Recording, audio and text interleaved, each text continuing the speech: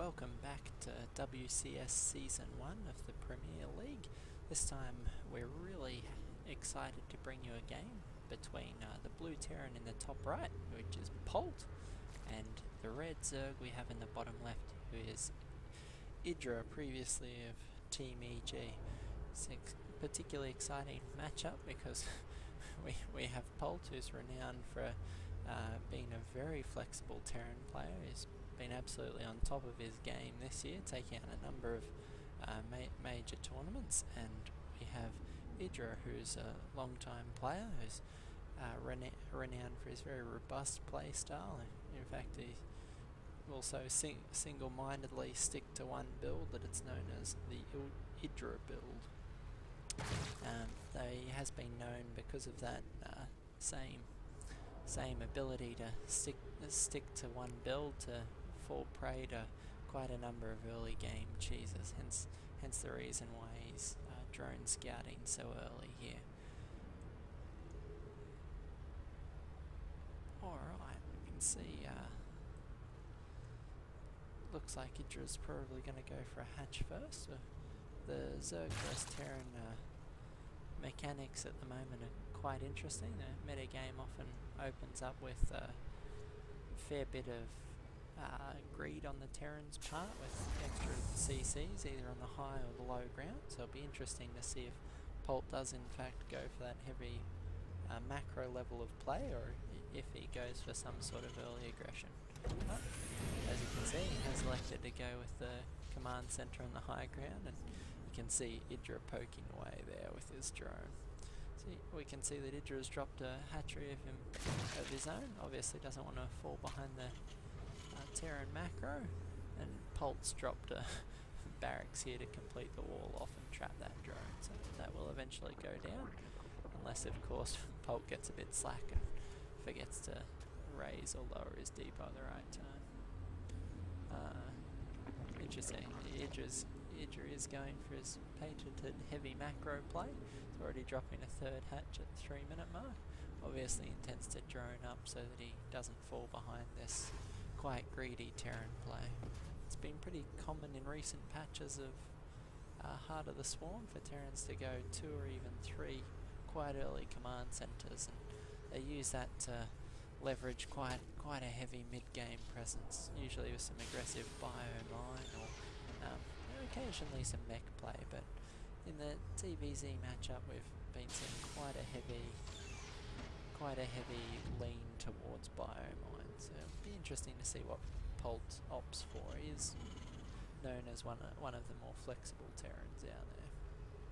You can see he's already got his gas and mining heavily. It'll be interesting to see what he uses that for. Idra's obviously curious too. He's choosing more extractor here. Gain and maintain a bit of line of sight. Try and get a better idea of what Polt's up to. You can see Polt moving down to the low ground, dropping a bunker here to support this, and also dropping a reactor up in his main base. Factory coming out as well. You can see Idra moving his overlords into position to scout. You'll often see those going for the scout at about the 7 or 8 minute mark. You can also see that Idra's got his pool down, pulled his drones out of gas, so probably going for a very mineral heavy play.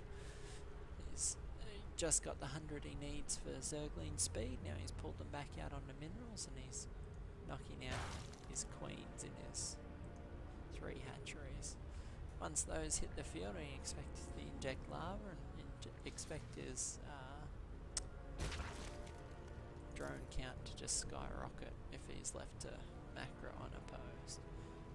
The emphasis will really be put on Polt here to try and punish Idra for the macro style that he tends to adopt. You can see he's doing just that. He's swapped out the factory and got a reactor on it, and is knocking out some Hellions to get some early aggression on the map. If we open up the production tab, you can see that Zergling speed's nearly done, and Idra's responding with a number of Zerglings to this early Hellion pressure. interesting to see just how much damage Polt can get in. We've got another 2 Hellions. There you go, yep, and he is going to bump that number up to 6. 6 is quite a good number for early harass. You'll toast small groups of Zerglings like this and be able to do substantial damage to a drone line if it's left unguarded. You can also use these to do a number of things like deny the creep and different things, as if these bases aren't connected with creep, it can be quite difficult for the Zerg player to defend each of these bases, particularly once he adapts out and branches into some drops as well. Can put on pressure in a number of locations. Alright, so it looks like he is dropping a number of engineering bays. This will likely be for his +1/+1 upgrades. Looks like he'll probably put on some early pressure with that. See these Hellions just poking in and out.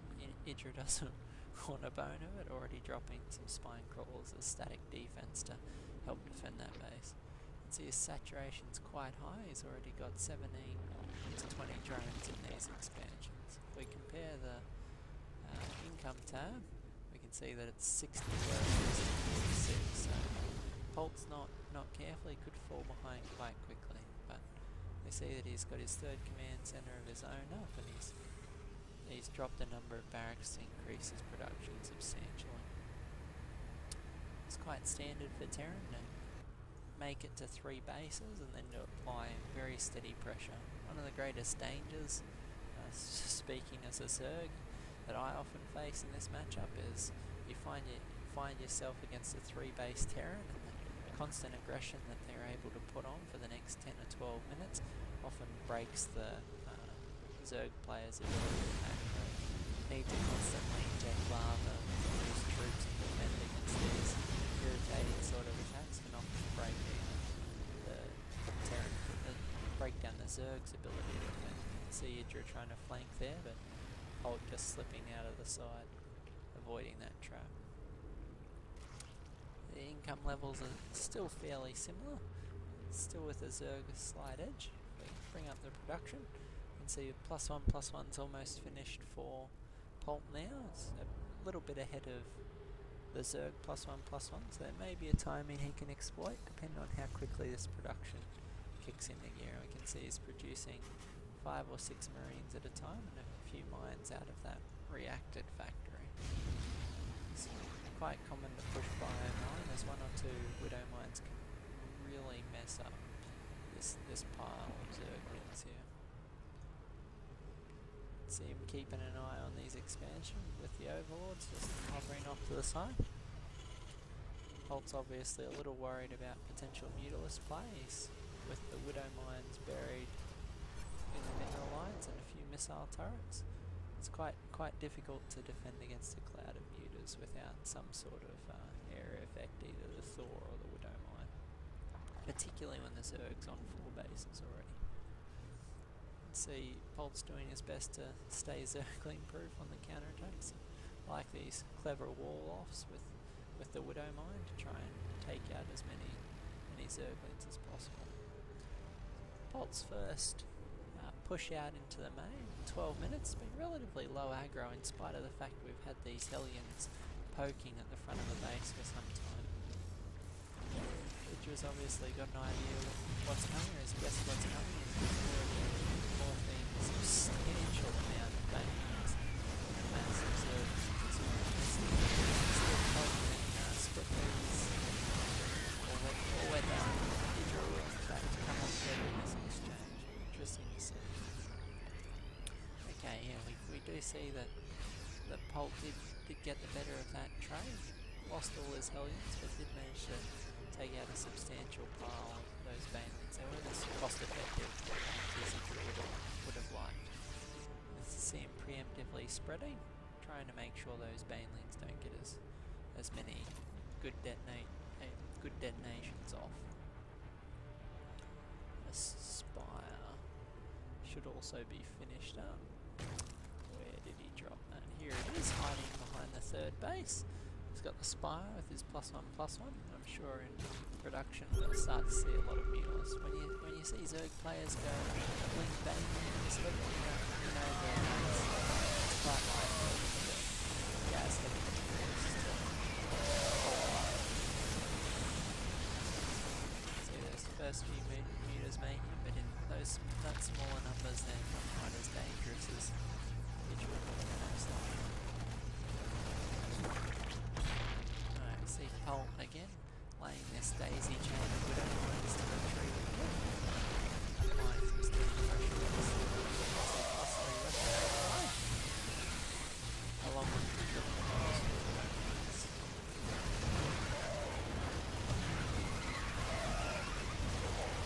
In chokes like this, where the Zerglings can't get this ground, it tends to be very cost effective. The danger, however, is when these banelings does substantial damage.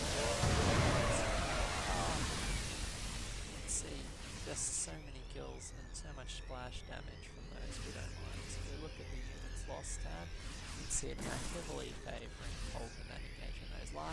The splash damage from those widow mines was quite painful. Did massive damage to the group, even though they may not have directly killed a stack of units. The splash damage substantially weakened those Zerglings and Banelings and make it a lot easier for the Marines that are trailing to clean up the damage. If Idra is not careful, you'll see he's escorting his mutas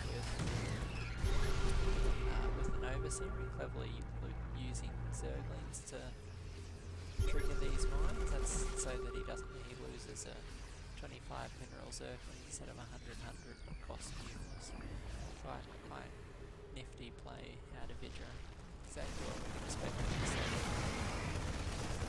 Polt's not easing up, it's being aggressive in that, but Idra shuts that down quickly with some Zergling Baneling defences, using the Mutalist to ensure that he can't just pick up and lift off. As soon as he does that,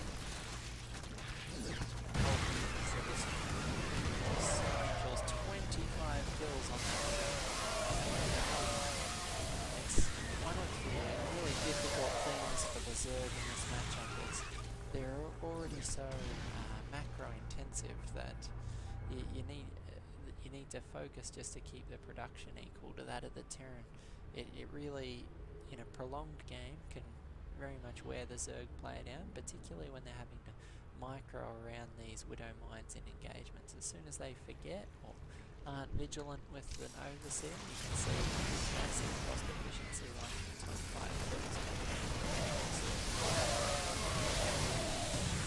This overseer is now ran up quite a bit.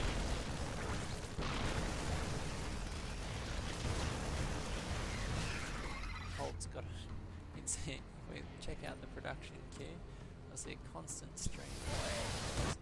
Polt's got his own 4th base up, secured by a Planetary, and it's streaming 10 Marines at a time. Just in time, hopefully, he's Ultros. Literally, 200 Marines is one of the most one-sided encounters you'll ever see. An upgraded Ultralist can, with the tightness plating that's almost finished, can show up an almost infinite amount of Marines. So it's natural to see Polt switch to some more Marauders than he'd been using earlier. We can see that Idra's maxed out at 200 supply, and Polt's hovering about 171.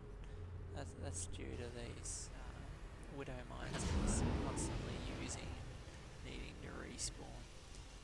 So you can see the game's dividing up, the map's dividing up the middle here, which is quite common on this map, with these choke points forcing engagements in the later game. It's currently 4 base Terran and a 5 base Zerg, which is about what you'd expect in a game that's as even as this has been.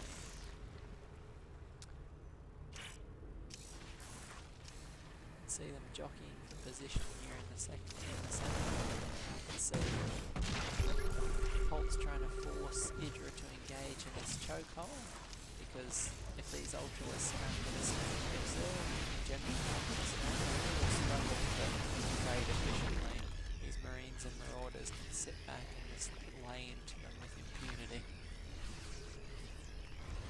A bit surprised to see the Mutalisk being so stationary here. Normally you'd expect to see a bit more harass with them, but it's probably because of how forward Polt position he can't afford to be. An interesting touch from Idra is he's actually morphed a few Broodlords and is using those to detonate and destroy these Widow Mines, which is quite clever play. The Sentinel missile explodes on the Broodlings, it won't damage anything else. It does have the potential to send some Broodlings into the midst of the Terran army and have the Widow Mines detonate and do friendly fire damage. As we can see, Polt's reacting with a number of starports here. And yep, we got 3 reactors going down. We can expect to see Vikings 6 or 8 at a time. We'll try and counter this quite heavy Zerg air threat we've got formed. If we go to the beginning of the start, we can see we've already got 4 Corruptors and 5 Broodlords, along with 10 Members this time. So this game will probably transition from here into the late game with a bit more of an air battle on our hands. How these Ultras do substantial damage to this kind of terrain. You can see the Broodlords there. Absolutely destroying this static defense. It's detonated.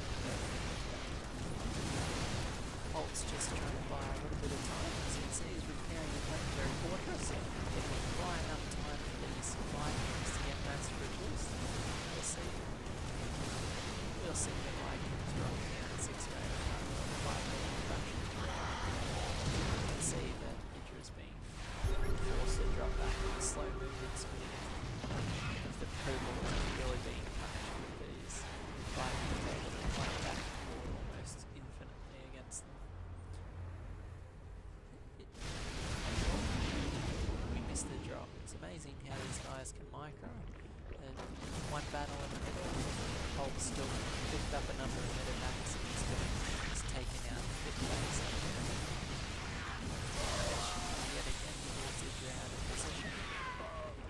Now we'll see if he can capitalize on that by moving down to where he suspected another base was. If he's not careful, he may lose this expansion here as well.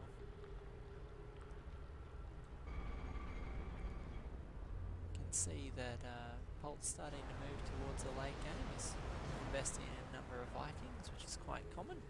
Vikings are exceptionally useful energy-based unit. They do great against clumps of ground units or even their point defense drone. It makes it a lot easier to win these air battles. The slow-firing Corruptors will really struggle against point defense drones and Vikings. So Idra's jockeying for position is preventing denying the space down here. Polt setting up, dropping a scan to see where the Zerg base is. And moving out to exploit the fact that the problem with this Ultra space ground nation is that there's very little that can assist against these Vikings. Best is pretty useful, but it's still not trading as cost effectively as it would like. These constant drops in harassment really starting to take their toll over time.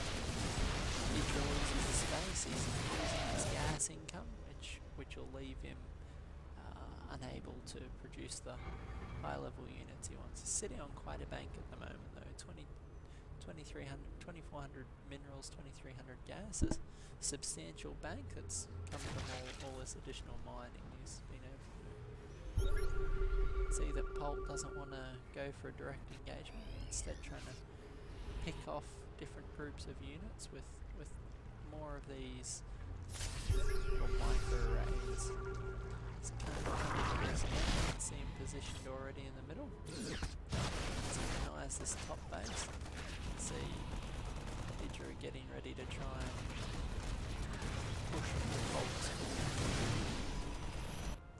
And see the natural and third base are almost completely mined out, with the fourth and the fifth base well underway. If Idra is unable to shut down this constant harassment though, we'll see this multi-pronged attack. There we go. In spite of the massive range he's built up, constant multitasking on Polt, dual pronged attack just managed to wear him down. In spite of the fact that he still had this massive Ultralisk Infesta Broodlord composition going in the middle of the map, it just proved too immobile, and Polt was able to constantly chip away at the sides until he could bring it down. Inevitably, whilst this army is highly potent and would probably destroy the Marine Marauder in a straight-on engagement, Polt never gave him that engagement, and as a result was able to come out victorious. It's what we've come to expect from Polt this year. He's having a phenomenal game, but Idra did very well as well. It'll be interesting to see. This is a best of 3 series, so in spite of losing that one, we'll see if Idra can come back to level the series, or if Polt will manage to take him out in a clean sweep. Thanks for tuning in to Aussie StarCraft. We hope you enjoyed this cast.